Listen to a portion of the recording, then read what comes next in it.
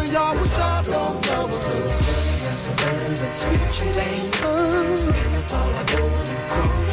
Yeah, yeah, yeah. No, yeah.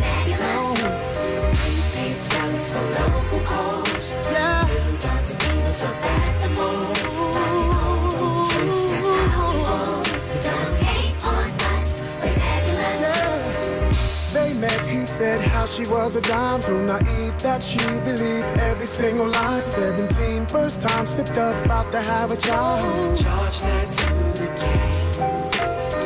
Was just us and mom, single parent home. She did the best she could, did it all alone. Met a man, but he won't raise a child that's not his own. Oh no, oh no, no. But it's all gravy.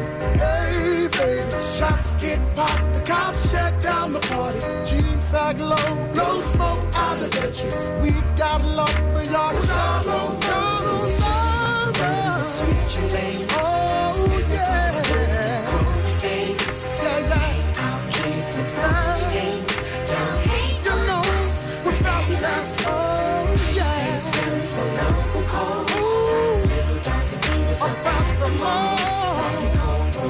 That's how we roll.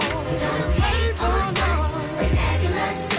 We're all that we got. And no matter ever together, weather the storm.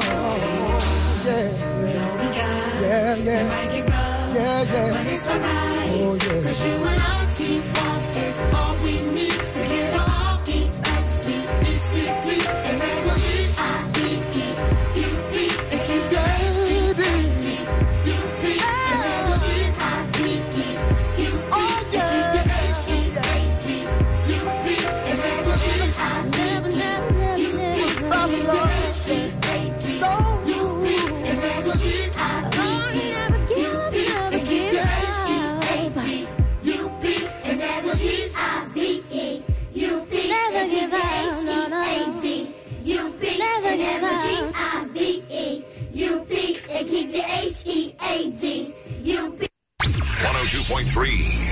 KJLH Compton, Los Angeles, and worldwide using the radio-free KJLH mobile app. The views and opinions expressed during this program are those of the host and guests and do not necessarily reflect the official policy or positions of the station or its management.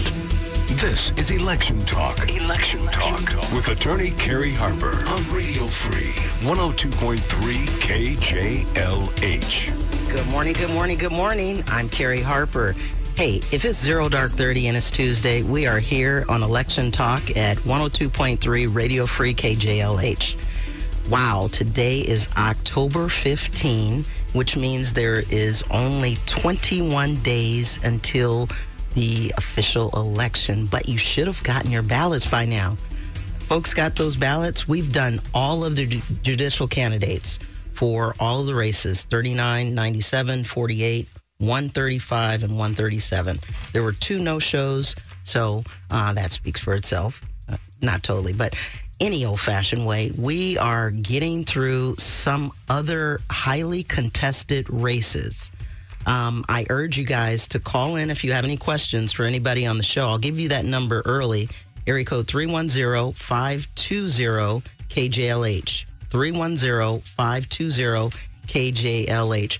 What race can be more contested in the county of Los Angeles than the race for district attorney?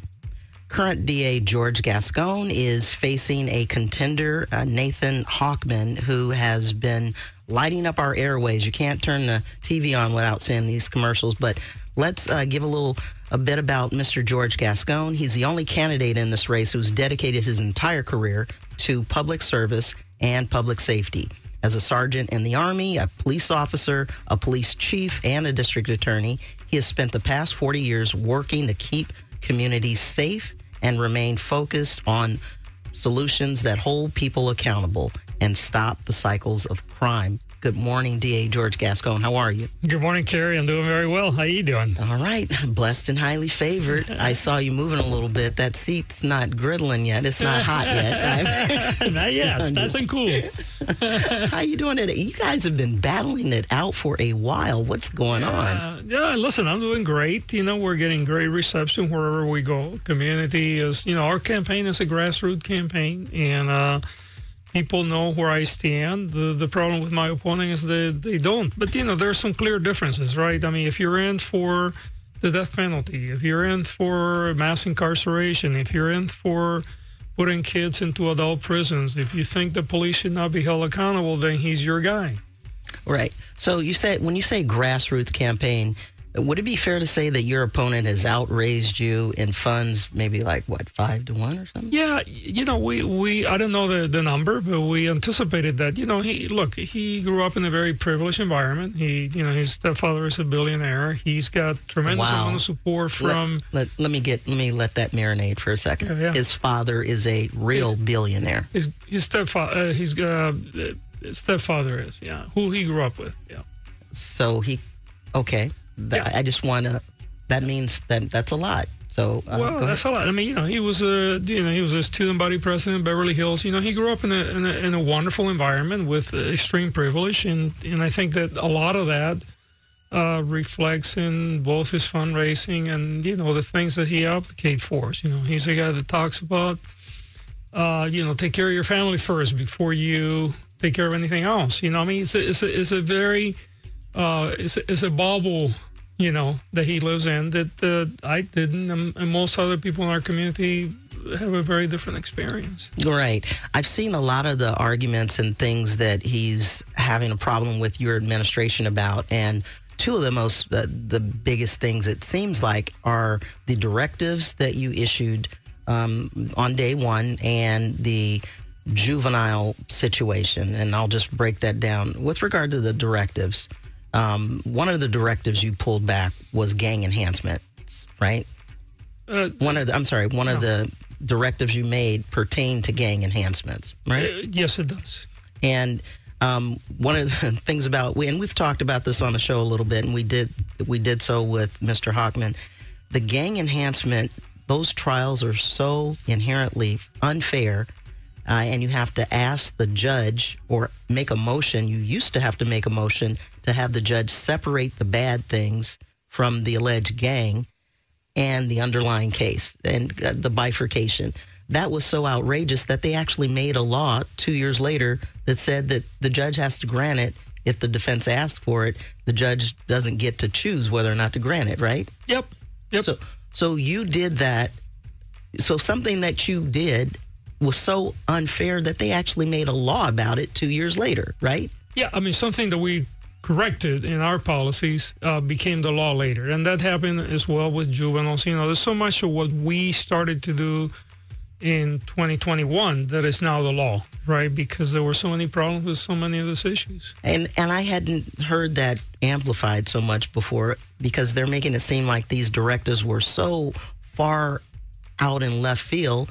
They weren't actually in left field. They were right there at home plate, because it was, they had to make a law correcting it, 1109 DC, right? Yeah. Yep. Also, with regard to the juvenile situation, based on the commercials, if you were just to watch Nathan Hockman's commercials, you're not arresting any juveniles, are you? Well, I mean, not arresting. You're not prosecuting. No. But let's be clear, because I think I'm glad that you asked the question the way you did, Carrie, because that is often the question that I get asked. So I think a little civics class is good for the morning. In our system, the police makes arrests. They do investigations, they make arrests. In the case of juveniles, the case actually goes to juvenile probation first. And then juvenile probation determines whether the case is going to be presented to the district attorney for prosecution and how they're going to be presented. If the case comes to us, then, we make a filing decision, and we're prosecuting juveniles as we do adults. We just do it in juvenile court. And then, unlike a adult case, which most of the time is going to have a jury, on the juvenile system is what is called a bench trial. So you're going to be in front of a judge. It's a juvenile judge that is someone that specializes in juvenile law, which is very, very different from adult law. And most of the cases are going to be surrounded around whether the court is going to look through the eyes of rehabilitation. Can this young person be rehabilitated within the juvenile system? And unless there is a history of failure to do that in the past, the court is always going to lean towards a juvenile disposition and rehabilitation. Okay, and some folks are wanting to see the juveniles somewhat prosecuted more so, it seems like. And I don't know what more you're supposed to do if you're not the judge in the juvenile court system. Yeah, I mean, look, we have a lot of problems with the juvenile system, right? We know that our juvenile halls are very dysfunctional. We've had the Board of Supervisors really struggling for years now with how to deal with our juvenile halls. There have been reports that, not only by state monitors, but by the LA Times and others indicating, the problems, the drug use, the abuses, that are going on in the juvenile hall. And unfortunately, they're very understaffed as well.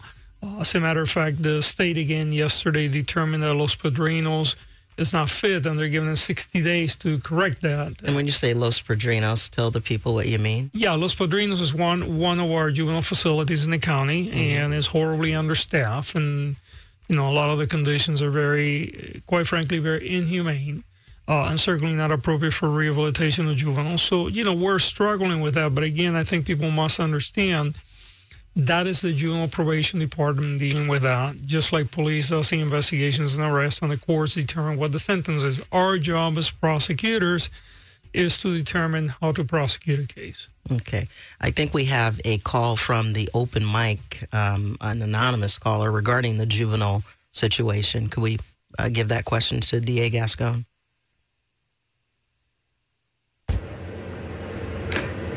Hello, this question is for George Gascon, Public District Attorney. What are your plans to fix the juvenile justice system? The juveniles that I've seen in the community commit repeatedly crimes, and they take juvenile hall as a joke. Nothing is being done when they're going to court, and I see kids with multiple cases. They think juvenile hall gives them bragging rights, and they think they have the court wrapped around their fingers. What, as a concerned citizen within the community, do we do to protect our youth?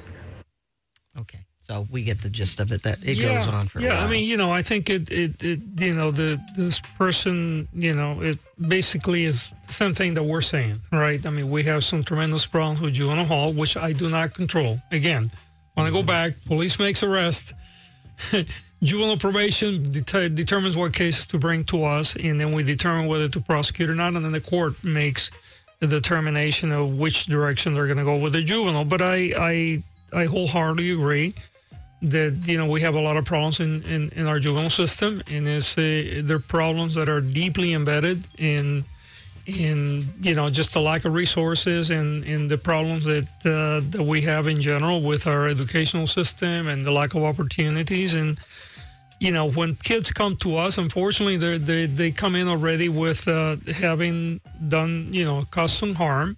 And we're trying to figure out a way to divert them where we can. We try to get them into community-based organization programs that actually provide an opportunity for them to rehabilitate and to do better. But often, the availability of resources are very limited, and then we end up with a system that is very broken. I understand. I think we have another call from Harvey regarding very controversial thing. Again, we see on the TVs all the smash and grabs. If we could play that one. In a showdown that you don't want to miss. Question for current DA, for tomorrow morning's. What are you going to do about the smash and grabs? It's all over. And what are you going to do about all this stealing to be a little bit harsher on the people because it's ridiculous. You can't even buy any soap, toothpaste, deodorant, or basic essentials without it being locked up. So what are you going to do about this if you win another term? Because something's got to stop. It's got to get better. Okay, we hear that a lot. Yeah. I mean, look, this is a national problem, right? And certainly not just in California, but we see a lot of especially the groups that are going in and it's an organized group and going into stores, and we have a lot of cases actually not only involving our community but neighboring counties. And we work in task forces with other counties as well. But we've prosecuted over 11,000 cases since I've been in office concerning, the organized retail theft. About 1,500 are very, very, very strictly organized retail theft. We use all the tools in the book. We go after robbery, conspiracy. We're seeing sentences that often include state prison time for the people that are being convicted. We're also seeing, by the way, LAPD has reported in the last year and a half or so a reduction in organized retail theft, but we continue to have a problem. And the problem is multifaceted. Number one, because we often buy so many items online today, whether you're using eBay or you're using Instagram Marketplace or Facebook, or you're going to Amazon. Often, a lot of those platforms are not verifying that the person that is selling the goods has the right to have the goods. So one of the things that I did is I worked with the state legislature and the governor to create a law that just passed that will require these platforms to confirm that whoever is selling something, that they have a right to sell that item, so that we reduce the likelihood of fencing stolen goods at the levels that we have seen. There was a case in Florida about 6 months ago. People were selling about $2 million worth of goods, in digital platforms that were all stolen from local stores. So the problem is compounded because we have a condition where things can be sold in ways that they were not able to be sold in the past. This has become a national problem. We also have, frankly, stores. If you talk to unions or labor organizations that represent workers and a lot of these retailers, their stores continue to reduce the number of workers in order to save money, and they go to the self-checkout, right? Oh, yeah. And there has been now studies that show that clearly where you do not have employees there that are, the clerks that are interacting with the public, and there's not a cashier at the checkout, that those stores have a greater problem with retail theft. So there are multiple things that are occurring. Number one, we tied up the law around retail theft, and especially those that are repeat offenders and those that are, engaging in this activity in an organized fashion. They're being prosecuted aggressively when the police makes an arrest. Again, the police has to make an arrest before we can deal with it. We're filing these cases, meaning we're prosecuting about 92% of the cases involving organized retail theft that are brought to us. The penalties, like I said, they range, but they can go all the way. We see cases that go all the way to state prison when you have organized groups. And, according to the LAPD, there seems to be a reduction, but this is a work in progress, and we're all going to have to continue to work on it. You just said, according to the LAPD, there seems to be a reduction in those type things. Okay. Right. And let me ask you this, because a lot of folks were saying, did police misconduct and excessive force increase, or did the way that we're able to capture it on our smartphones just get better over time? Because a lot of folks are saying, hey, they've been doing this for a long time, but now we're able to capture it, and phones are more affordable and they're quicker. So with these smash and grabs, I heard an interview with Professor Jody Armour over the weekend saying that a lot of it is the media and perception that quite possibly, no, these smash and grabs aren't out of control, but it's being covered more by the media, and it's being captured more on these cameras, these closed circuit cameras that are now able to broadcast things on their social media and things like that. What's your position about No, that? I think Professor Armour is absolutely right. I mean, we increasingly get to see things in images that we were not able to see years ago, and they get repeated over and over again. And because, frankly, we're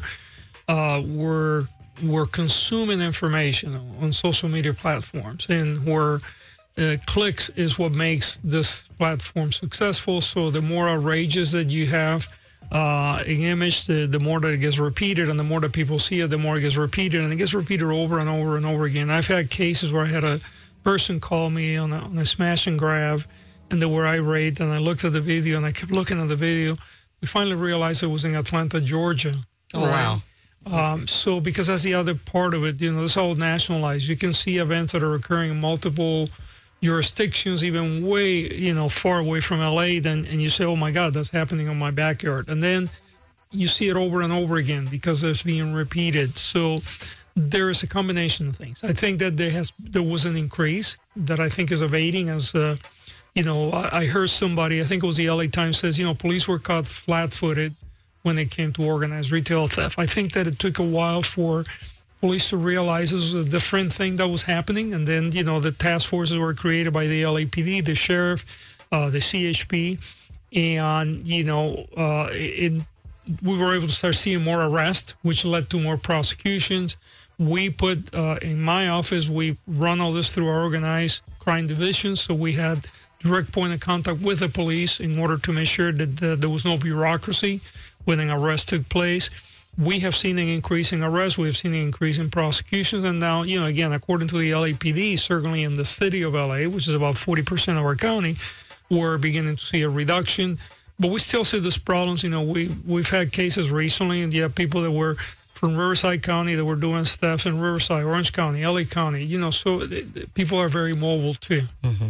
So, piggybacking on the smash and grabs, there's a proposition on the ballot that seeks to recall the proposition you wrote, Prop 47, raising the amount for theft up to $950, and there's a whole bunch of other things. What is your position about Proposition 36, which is trying to repeal Prop 47, and they're using the smash and grabs as the sound off board for that? Yeah, look, I'm against it. And let me tell you why. Proposition 36, basically, I'm going to break it down in two pieces. One piece has to do with theft, and one piece has to do with possession of drugs for personal use. Under Prop 47, we bump up the limit from $450 to $950 for a felony, which, by the way, is lower than places like Texas, which is $1,500 or $2,500, I'm sorry.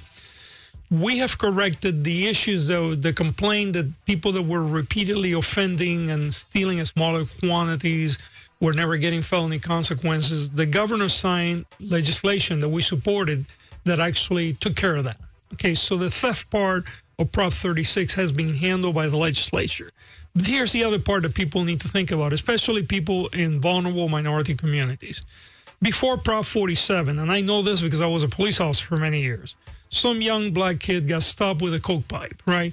There was no drugs on him, just a pipe. We scraped the pipe, and there was residue from crack, and that was a felony, and this young person went to prison, right? Prop 47 stopped that. Prop 47 said if you're in possession of drugs for personal use, it's a misdemeanor. You can go to jail. You can go to jail for up to a year, but you're not going to go to state prison for several years. Prop 36 turns that around and says, well, if you've been arrested 3 times for possession of drugs for personal use, you're not rehabilitating, you're not availing yourself of services, we can send you to prison. 2 problems with that. Number 1, Prop 36 doesn't offer any funding for services. In fact, it takes money away because under Prop 47, we're getting about $100 million a year that we're coming back for drug rehabilitation after school programs, after hours for schools. And that wasn't enough. And now you're going to take that money away and you're going to actually send more people to prison without any funding for services. But more importantly, we know that drugs are used in this country across economic and racial lines. But who are the people that are going to get arrested by the police on the street? Are going to young black and brown kids. And after we take our first break, I want to talk about that because more arrests means more jails because there's no room for nonviolent felons in the jail system. right? So who people make money off of having folks in jail. They're doing labor at a discounted rate. And who ends up doing that? And black and brown folks are more incarcerated than the majority, even though we make up a small fraction of the public. Yeah, no, absolutely. And we're being incarcerated for things that are occurring across communities. But the brunt of this very harsh, punitive legal schemes end up landing on the laps of the black and the brown community. Yes, we're here at 102.3 Radio Free KJLH. We're going to take a break. I'm Carrie Harper. We're on Election Talk. You guys feel free to call in, area code 310-520-KJLH, because we are you.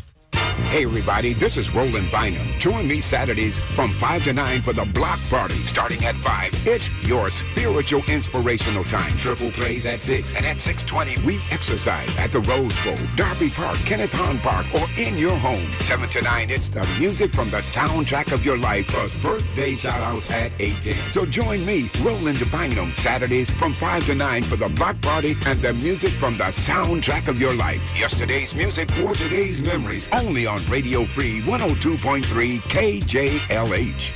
Hi, my name is Elizabeth Johnson. After a 2-year search, my husband and I were determined to find the perfect contractor for our home improvement project. Our home is nearly 100 years old. It was falling apart and I was in desperate need of a complete remodel. So we decided to call Jerome's SoCal Home Improvement. Initially, we were just looking for an estimate, but what we got was so much more. Jerome's attention to detail and his crew's exceptional work was amazing. They did a complete home retrofit and a lifetime exterior coating. We are beyond satisfied. Finally, we can rest easy knowing that our house is protected from any future damage. We highly recommend Jerome's SoCal Home Improvement to anyone in need of top-notch home improvement services. For 100% financing, call Jerome. Call Jerome's SoCal Home Improvement and ask for me, Jerome. 844-534-7336, 844-534-7336, or log on to YouKnowMeJerome.com. When addiction takes hold, it's easy to feel like no one can help.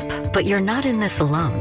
For 75 years, Hazelden Betty Ford has been at the forefront of addiction and mental health care, evolving treatment, reimagining recovery, and breaking through barriers to help families everywhere find healing. So please reach out at 855-672-1828. Help is here. Sponsored by Hazelden Betty Ford Foundation and aired by the California Broadcasters Association and this station.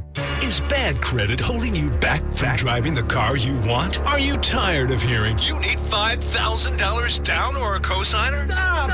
Well, not at Hawthorne Auto Square, LA's #1 buy here, pay here dealer. Proudly serving the community for over 30 years. We are the bank, so we offer financing with just a fraction of the down payment other places demand. And no cosigner needed. Had 2-3 repos? Approved. Got a 400 credit score? Approved. Working part-time? Approved. No driver's license? No problem. Just bring your ID. Our financing is guaranteed 100% approvals. Every car at Hawthorne Auto Square is pre-inspected, has a clean title, and comes with a warranty. That's the peace of mind you deserve. Just because you have bad credit doesn't mean you should sign for a bad car deal. Call Hawthorne Auto Square today to speak with a finance advisor or visit online at HawthorneAutoSquare.com. Want to get approved for a car? Hawthorne Auto Square. That's where. You're listening to Election Talk with attorney Carrie Harper on Radio Free 102.3 KJLH. Good morning, good morning, good morning. It's still 0 dark 30, and I'm still Carrie Harper. We're here on Election Talk talking to current DA George Gascon, who is fighting for his position here with and remain in office. DA Gascon, the polls got you kind of behind. What are your thoughts? Look, Carrie, the only poll that counts is an election date. Back in 2020, we were somewhere around 17 points behind in mid-October. And, when the elections were over, we won by a great margin. We know that we got a tremendous amount of support, especially when people understand what is at stake and who my opponent is. When people understand that he basically is a mass incarceration guy, that he's a guy that would look the other way to police accountability, when he's the guy that wants to bring back the death penalty, that he wants to, do all the things that failed, all the things that under the prior administration we saw crime go up in LA, and we saw, black and brown people being incarcerated at rates disproportionate not only to the population but to the behavior that they were engaged. We're a long way from having a perfect system, but we have made so much progress in the last 4 years. And I think when people know that and they see that, they very quickly react. And we're doing very well when we're on the streets. Let me ask you this. All of us have sinned and fallen short of the glory of God. I just wonder, when you came in office, a lot of folks are saying you came in like a bull in a china shop, and you threw out these directives without consulting anybody at the DA's office, and you also brought in public defenders at the highest, a public defender at one of the highest positions in the office, and then another person to be chief of staff who had not tried a felony trial before. If you had it to do over again, is there anything that you would do differently when you first came in? Look, first of all, I was elected by the public, right? I was not put in office by the prosecutors. And I was elected in a very clear platform of very balanced reform. I hear you. And I don't mean to cut you off here, but I just want to know, yes or no, would you do anything different when you came in? We have done a lot of things that we have evolved from originally where we stood, right? And we will continue to do so. I think that a mark of a thoughtful human being is somebody that is always willing to learn and evolve. And if I were to be reelected, we will continue to evolve. But here's the things that I will not do any differently. I'm not going to seek the death penalty. I'm not going to simply be putting mentally ill people in prison as a way to correct their behavior. I'm not going to look the other way to police misconduct. I am not going to be putting kids into adult court just simply because we can. Why is it so hard to say, I came in, I stepped on toes, I've pissed off a whole bunch of folks at my office, and now there's a morale problem, and I kind of would do some things different? Why is that a little bit difficult to say? No, it's not difficult to say, but here's the other side of that coin. Okay, I have readily admitted when we needed to do things differently and when I've made mistakes. But we have a lot of people that campaign aggressively against reform. We had a lot of people, for instance, that looked the other way to wrongful convictions, that looked the other way to so many problems on discovery. And those folks have continued to campaign against me. And, again, I get elected by the public. Look, if the public wants to go back to what we used to have before, the public wants to go back to death penalty. The public wants to go back to wrongful convictions. They want to do all the things that we did before. Then they have a person on the other side. Well, and I get what you're saying. Honest, I do. I just wonder if you feel that unforced errors have really given juice to your opponent's argument. The unforced errors, meaning that 92%, according to him, 92% of the DAs favor him. Yeah, look, first of all, the 92% is a questionable number, right? This is an office of about 2,000 people, about 750 lawyers. I've hired 150 lawyers just in the last 3 years. He got about 200 people in the office they have endorsed him. 200 out of 2,000 people is hardly 92%. But let me finish, please. Okay.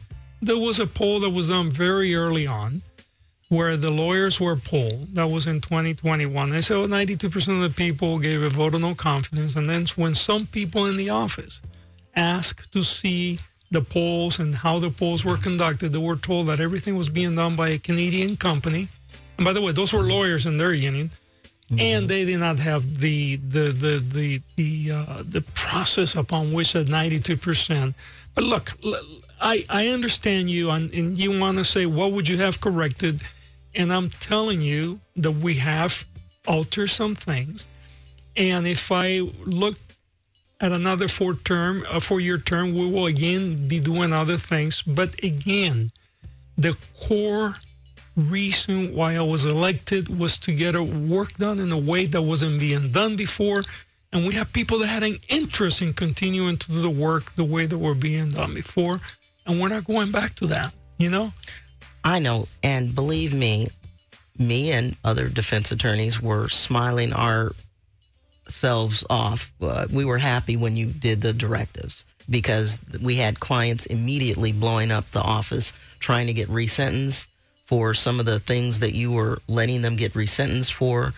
But then on the other side, you can talk to DAs where they kind of had their comfort blanket yanked from them and they're upset and they're angry. And so they're going to try and stick it to folks where they can legitimately still stick it. And I get that there needs to be change, but did it have, I mean, that was a batter ram a little bit, right? I mean, look, Kerry, let me ask you a question, and I want the public to listen to this. How many black men in death row is one too many? How many 16-year-olds going to adult prison is one too many? How many wrongful convictions? How many wrongful convictions? I mean, look, this is what I get it. I'd rather 1,000 guilty folks go free than one innocent person go to jail. But also, when you have committees and you don't have any current DAs on the committees and you have all strangers, these advisement committees, wouldn't it have been okay to throw a DA on there to keep them from whining so much? You know, we had some people that were prosecutors before. We had several, okay? We had also people that were from the community. We had people that were academics that actually were involved in writing many of the laws that we were looking at. We had some committees that were so well-staffed with people that had hundreds of years of knowledge in each of the areas that we looked at. And we had people that were involved in the penal code revision. You know, the committees that put together these directives were by far some of the most knowledgeable people in the areas of the law that anybody can think of. And we put these things in place after having a plebiscite. We put them out there for the public to review, and I got elected on that. I understand. You told the people what you were going to do. You came in, you did what you said you were going to do on the first day.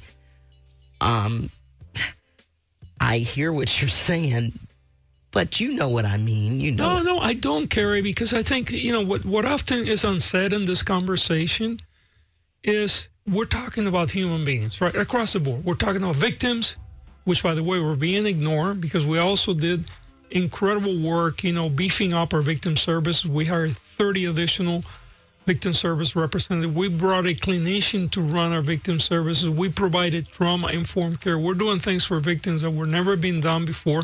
And by the way, there have been a poll done of victims of violent crime in LA County just before I got elected and how they felt that the office had not addressed their needs, had not addressed their trauma. You know, most people assume that a victim, all they want is an eye for an eye. And for some victims, that is all they want.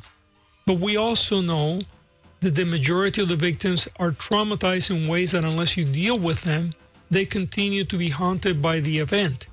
90% of the women in prison today were victimized and were the victims of sexual assault, and they were never had anyone attended to the trauma. About over 80% of the men in prison were the victims of crime before. Again, these are also things that we're trying to deal with and coming up with a better process.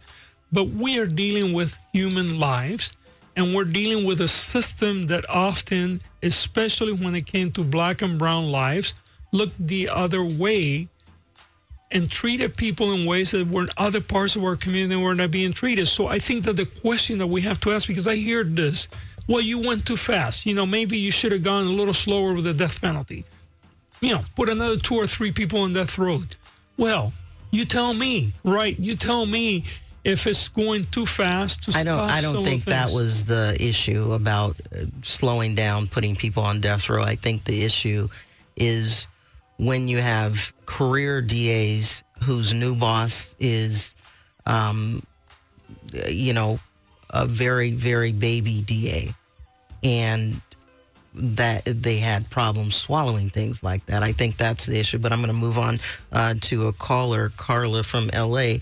And before I take Carla from L.A.'s call, she's calling about old cases.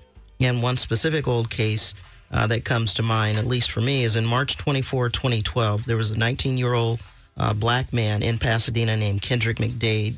He was mistaken by Oscar Carrillo as having been involved in a robbery. At that time, Pasadena PD had a policy of no pursuits without lights and sirens on.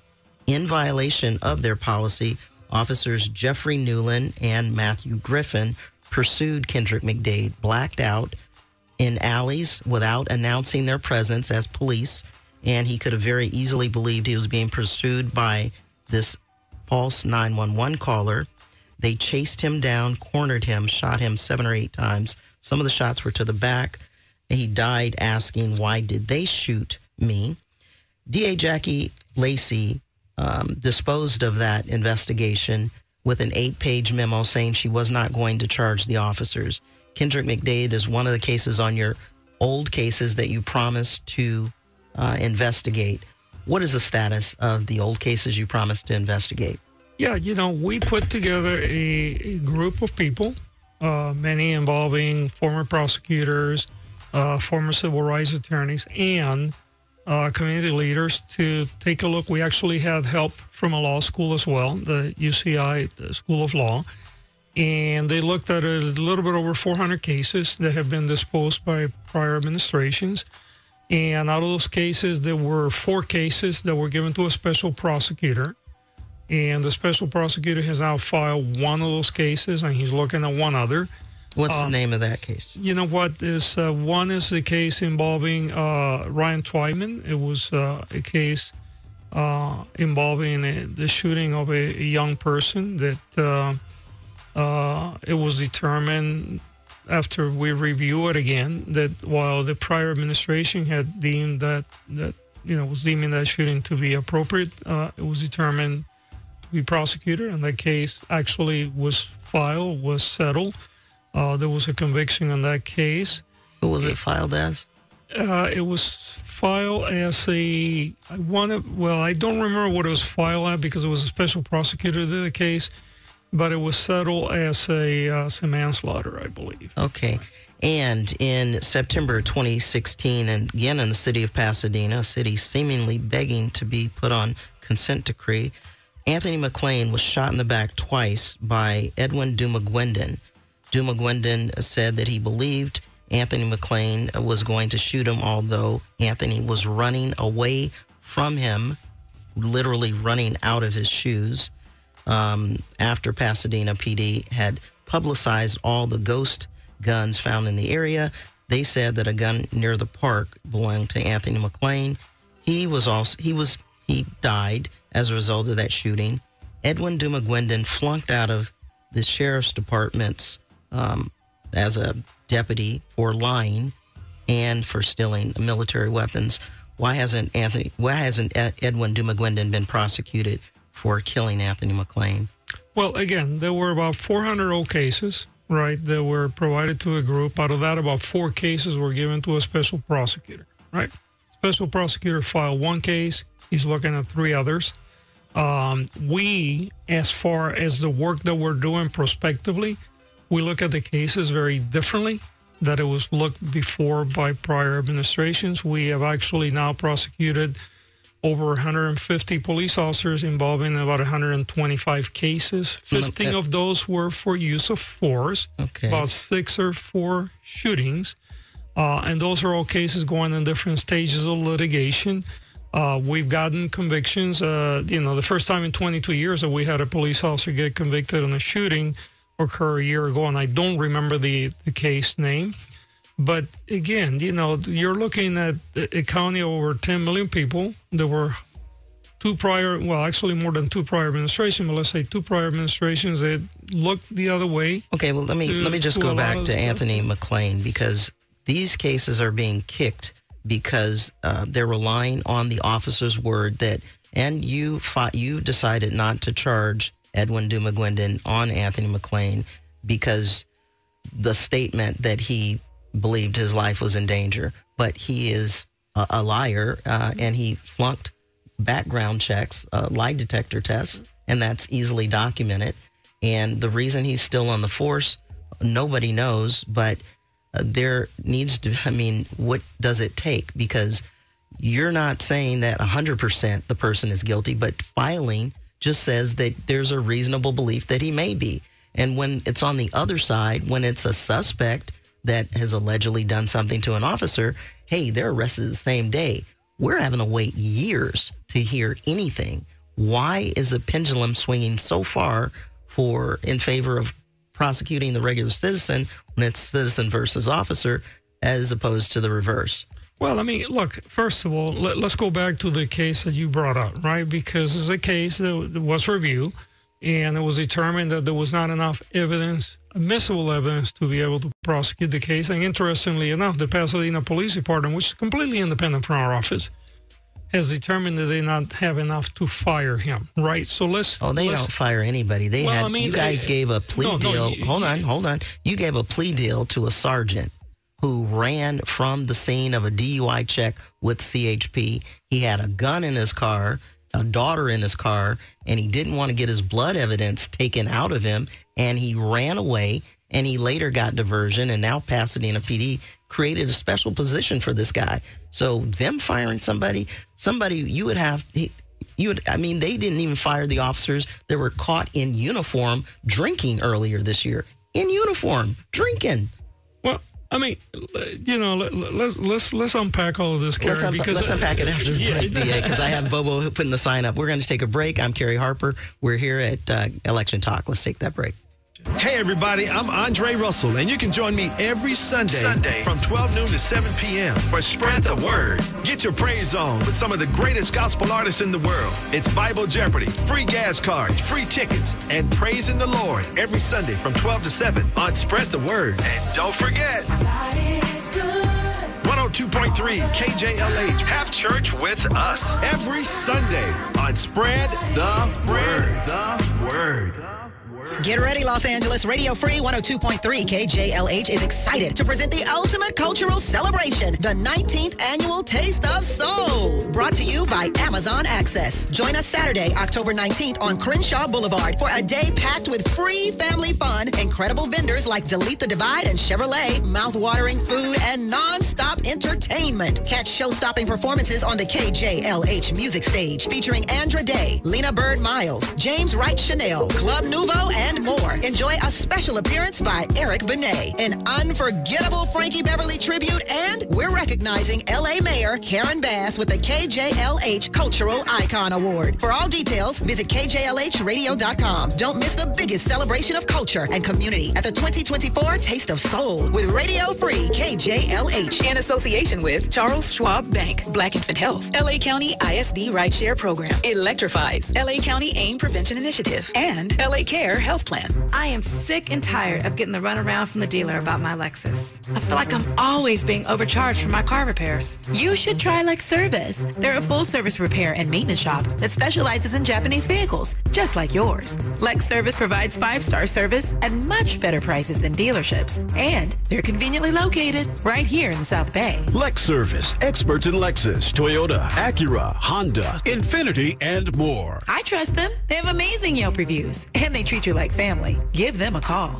It sounds like you really trust them. Yeah, I do. The reason Lex Service works for me is they've always provided honest advice about my vehicles and never treat me differently just because I'm a woman. Call them today at 310-517-0294. Ask about their $49.99 minor maintenance service. Contact these guys by texting the word Lexus to 313131. That's right. Text the word Lexus to 313131. If you want to call, it's 310-517-0294. During Cybersecurity Awareness Month, LifeLock wants to give you helpful tips to protect your identity. Using multi-factor authentication can be a line of defense to help protect your personal information, like getting a text with a security code. But LifeLock offers comprehensive protection against identity theft. LifeLock not only alerts you to suspicious uses of your personal information, but also fixes issues that arise, guaranteed, or your money back. Protect your identity today with the 30-day free trial at LifeLock.com. Use promo code Ryan. Terms apply. Macy's is here to help you shift seasons in style. Shop fall wardrobe must-haves like matching knit sets and dresses, quilted jackets and puffers for her, and vintage-inspired sweaters he'll love. And Macy's has great deals on home essentials like cozy blankets and throws and modern kitchen appliances. Plus, Star Rewards members earn rewards on every purchase except gift cards, services, and fees. Learn more at Macy's.com/Star Rewards. Today at Macy's. You're listening to Election Talk with attorney Kerry Harper on Radio Free 102.3 KJLH. All right. Back here on Election Talk. And hey, by no means am I thinking that DA Gascon should be manning Pasadena PD. That energy is really directed towards an agency that seems to ignore constitutional rights. So, of course, DA Gascon, you're not responsible for firing these folks. And a lot of times you don't even see half the cases that, we're speaking of. I think that we had a caller about the cold cases, and then I had one. So let's take the cold case caller. Or is there anything you want to say before we take that caller? I think that we covered it. Okay. So, Carla from Los Angeles, what's your question? Good morning. Thank you, Attorney Harper, for this platform. And I want to thank you, District Attorney Gascon. I do understand that you can get heated in some of these discussions and some of these things that are unfair.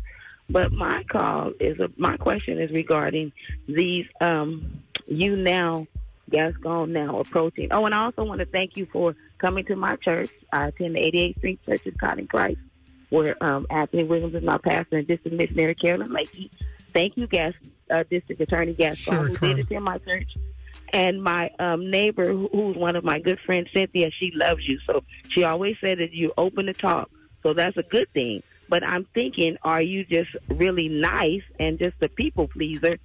And because of now you wanting to review the Menendez case, and you just stated during the conversation how you feel mental health is, and people being assaulted. Can you wrap it up in 10 seconds for me, Miss Carla? Okay, and so now what I want to know is that your position for how you are now about reviewing prior cases that you feel were unjustly incarcerated? Carla, I'm not sure I understand the question, but there's a system under the law, right, where cases that were convicted many years ago can be reviewed. And sometimes that can be reviewed because of evidence that should have been presented to a jury was not presented. And sometimes they can be reviewed under another law that says basically someone has been in prison for many years and they have shown evidence of rehabilitation and they could be reintegrated into our community. There are two different vehicles for resentencing people, and we look at those, and that's baked into the law, and it's appropriate for us to do so when the conditions call for that. And what I'm seeing, DA Gascon, is that the resentencing unit that you've created, you've resentenced 300 folks with the majority resulting in release, and currently there is 0 recidivism for the folks that have been released. Is that correct? Yeah, actually there are 4 out of 300 plus, but that's a very successful rate, right? And no one has violated, based on what we know, for a violent crime. Okay, and so we're going to go to the probation officer from Palos Verdes that wants to share a appreciation for DA Gascon. Probation officer from Palos Verdes, are you there? Hello. I think we lost the probation officer from Palos Verdes, but he wants to show the appreciation, so you got it. All right, so let's go to G Moms from Los Angeles. Good morning. Hey, good morning. How are you? Blessed and highly favored. How are you? You got 2 minutes. I'm doing well, thank you. My question is, out of the 33 prisons in California, there's only 2 left that are women prisons. And I just did 28 years for murder for a rape that happened to me, a brutal rape. You have women stuck in the prison system right now that's been done over 30 years, and they've done every program that can possibly be done. Are you guys going to give them a chance to come home? That's one question.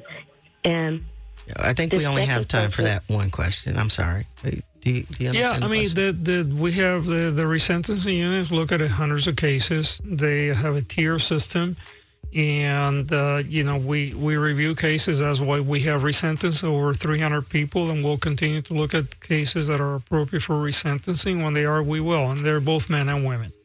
Okay, Tracy from Inglewood. Good morning. Okay, so what I wanted to mention is that you've been getting a lot of flack from your opponent about this no cash bail. And from my understanding, in 2021, the N. Ray Humphreys case, and because of that case, the California Supreme Court ruled that the court could no longer require cash bail for defendants without the ability to pay.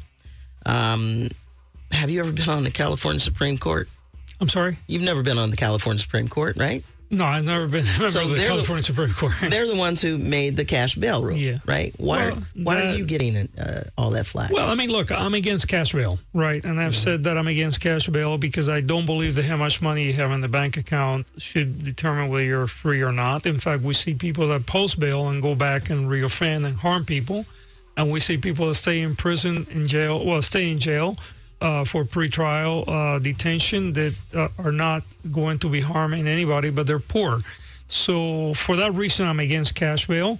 I believe that it has to be a risk-based assessment of people that get released or not, regardless of how much money you have. However, as you pointed out, the courts, both the Supreme Court in the Humphrey case, as well as the Superior Court following the law, have come up with a policy where there will not be any cash bail for non-serious and non-violent offenses. And there are other means of ensuring that people are not re-offending while they're out. And actually, the court has just published their numbers very recently. And actually, they have determined that the current no cash bail for non-serious crimes. By the way, violent crimes continue to have cash bail, and that's why we have violent offenders that bail out and go back and reoffend because they have the money.